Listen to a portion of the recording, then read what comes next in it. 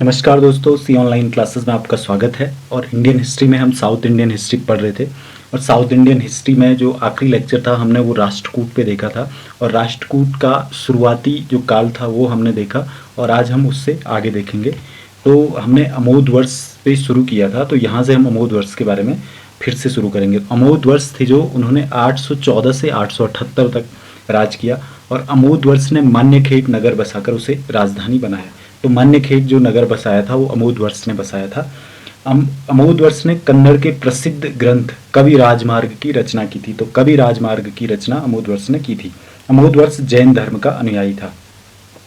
आदि पुराण के लेखक जिनसेन, गणित सार संग्रह के लेखक महावीराचार्य और अमोद वृत्ति के लेखक सक्तयन अमोद वर्ष के दरबार में रहते थे। तो ये तीन जो मुख्य विद्वान हैं, एक तो हो गए आदि पुराण के लेखक जिनसेन, गणित सार के लेखक महावीराचार्य और अमोद वृत्ति के लेखक सक्तयन अमोद वर्ष के दरबार में रहते थे। अमोद वर्ष ने तुंगभद्रा नदी में जल समाधि लेकर अपने जीवन का अंत किया था। तो ये भी बहुत बार पूछा जाता है कि राष्ट्रकूट शासकों में किस शासक ने जल समाधि ली थी। तो अमोद वर्ष ने जल समाधि ली थी। ये जैन धर्म में एक तरीका है अपने जीवन को पूर्ण करने का, समाप्त करने का। तो इसने एक जैन होने के नाते इस तरह का अपने आप को एक जल समाधि दी थी।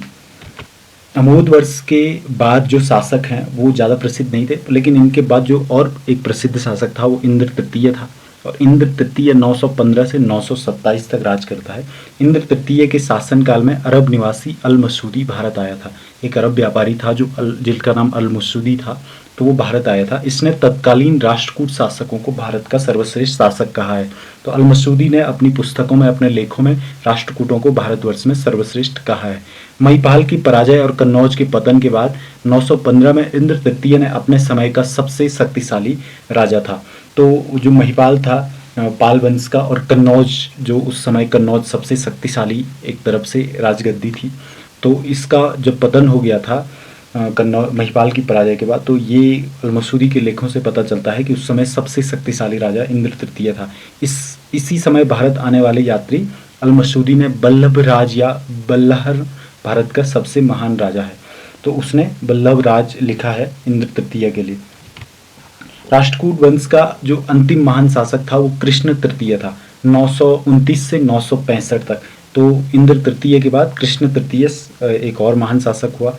इसके दरबार में कन्नड़ भाषा के कवि पौन्न रहते थे और जिन्होंने शांति पुराण की रचना की थी। तो शांति पुराण की रचना की थी पौन्न ने, और वो रहते थे कृष्ण तृतीय के दरबार में। कृष्ण तृतीय ने मालवा के परमारों तथा बेगी के चालुक्यों को हराया था, उनके साथ युद्ध किया था। उसने तंजावुर के चोल राजाओं जिन्होंने कांची के पल्लवों को पराजित किया था। कृष्ण तृतीय ने चोल नरेश परांतक प्रथम को पराजित कर चोल साम्राज्य के उत्तरी भाग पर कब्जा किया था। जो कृष्ण तृतीय था उसने जो चोलों का नरेश था, चोल नरेश परांतक प्रथम, उसको हराकर चोल साम्राज्य के उत्तरी भाग पर कब्जा किया था। इसके पश्चात वह रामेश्वरम तक गया, जहां उसने एक विजय स्तंभ बनाया और एक मंदिर का निर्माण करवाया। अपने विजय अभियानों की सफलता के प्रतीक के तौर पर कृष्ण तृतीय ने सकल दक्षिण दिशाधिपति की उपाधि धारण की। तो कृष्ण तृतीय ने उसने विजय अभियान चलाए थे, उसके उपलक्ष्य में इसने दक्षिण दिशाधिपति की उपाधि धारण की थी। इसके बाद राजा बनता है कर्क द्वितीय 972 से 973 तक। ये एक तरफ से राष्ट्रकूटों का अंतिम शासक था। बीच के जो राजा थे उनका इतना इम्पोर्टेंस नहीं है। तो कर्क द्वितीय 972-973 तक राजा रहता है और ये राष्ट्रकूट का अंतिम शासक था। इसे तैलप द्वितीय ने हराकर, जो सामंत था, उसने इसको हराकर कल्याणी के चालुक्य वंश की स्थापना की थी। हमने कल्याणी के चालुक्यों के बारे में पढ़ा, जिसमें आया था जिक्र कि कर्क को हरा के तैलप द्वितीय ने कल्याणी के चालुक्यों की स्थापना की थी। तो इस तरह से राष्ट्रकूटों का जो वंश है वो उसकी सत्ता समाप्त होती है यहाँ पे। तो दोस्तों इस लेक्चर में हमने राष्ट्रकूटों के जो अमोद वर्ष से लेकर कर्क तक थे उन राजाओं के बारे में देखा, और अगले में हम राष्ट्रकूटों के समय के समाज धार्मिक स्थिति के बारे में पढ़ेंगे। और ये जो हमारे सामने दिख रहे हैं मंदिर, ये राष्ट्रकूटों के समय के बने हुए हैं, कैलाश मंदिर है। तो इसके बाद के लेक्चर में हम इनकी बाकी चीज़ों के बारे में पढ़ेंगे, इनका शासन तंत्र कैसा था, इनके यहाँ धार्मिक स्थिति कैसी थी, रहन सहन कैसा था लोगों का, और जो अधिकारी होते थे, कर्मचारी होते थे, वो किस तरह से रहते थे, उनके पास कितनी पावर थी। तो इन सारी चीज़ों के बारे में पढ़ेंगे। तब तक के लिए थैंक यू दोस्तों।